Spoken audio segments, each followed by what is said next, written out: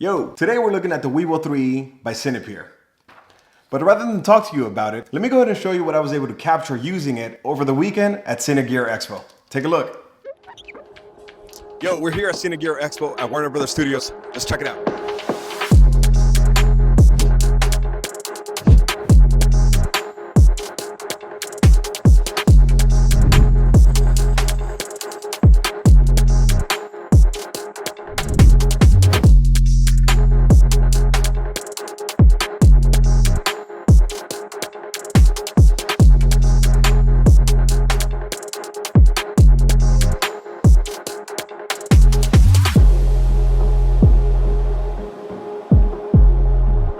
So Cinepeer sent me their latest gimbal to go ahead and test out, but I've never actually worked with any Cinepeer or Zhiyun's lineup of gimbals. However, I do know that this is a simplified, stripped down version of a previous iteration that they have. Typically, I work with a big, heavy, and bulky setup, and therefore I've always had to run around with a big gimbal that could support that weight, and that's all I've ever known. However, after this weekend, when testing this guy, I was reminded of how fun and practical it could be to have a lightweight gimbal for a run and gun setup. Anyway, let's dive in and take a look at what you get inside the box.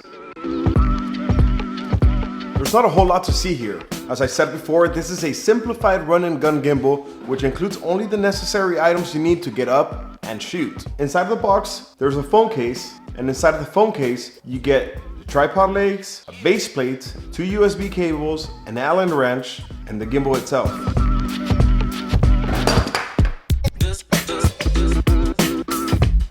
On this side, you have the power and menu button and a control wheel, which you can turn to navigate through the menu and also fine-tune calibration settings. On this other side, you have the shutter and mode button and a joystick. The USB-C port on this side is for charging the unit and for firmware updates. And in the front, you have the trigger and the adjustment wheel, both of which are fully customizable. You have locking buttons on all of the arms, which makes balancing and storing your gimbal so much easier. At the very bottom, you have 3 tripod mounts. And lastly, this USB-C port is for connecting to your camera and controlling it using the buttons on the gimbal.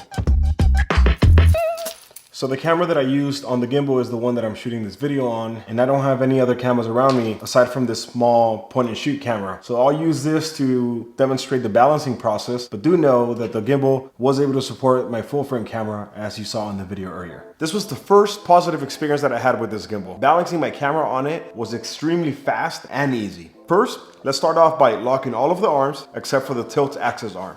You'll need to balance the tilt axis by ensuring your camera does not fall forward or backward. It should sit right on the middle, just like this. Once you have that, lock the arm. Next, we'll balance the roll axis. Unlock the arm and make sure your camera does not roll in either direction. If it does, slide the plate accordingly until it is balanced as such. After that, we'll adjust the pan axis. For this, you'll put the gimbal on its side, like this, and again, you want to ensure that it isn't going anywhere. If it's falling to one side or the other, adjust as needed to make sure that it stays leveled, just like this. Lastly, we'll go back to the first axis, the tilt axis, and we'll have our camera facing straight up, and ideally it stays in place. If not, we slide this arm up or down until it is leveled. You want it to stay facing up, straight up. Okay, that should be it. Let's power on the camera. Okay, don't make this mistake and make sure that your camera is ready to shoot before you balance. This includes adding any attachments like a microphone, for example, or in my case, turning on the camera so that the lens is fully extended.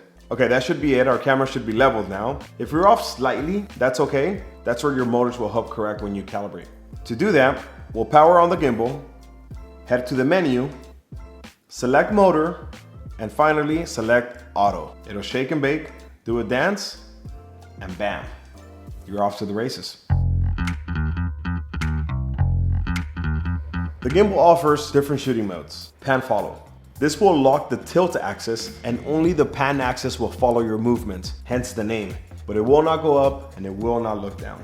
In the lock mode, all axes are locked. The camera will lock wherever you set it. In my case, it's the diffuser in front of me. And no matter how much you move the gimbal, it will stay facing in that direction. You can use a joystick to set your direction and then it's locked. The follow mode enables both the tilt and pan axis. Therefore, the gimbal will follow your movement in any direction, left, right, up, or down, but it will not roll. The tilt axis remains deactivated.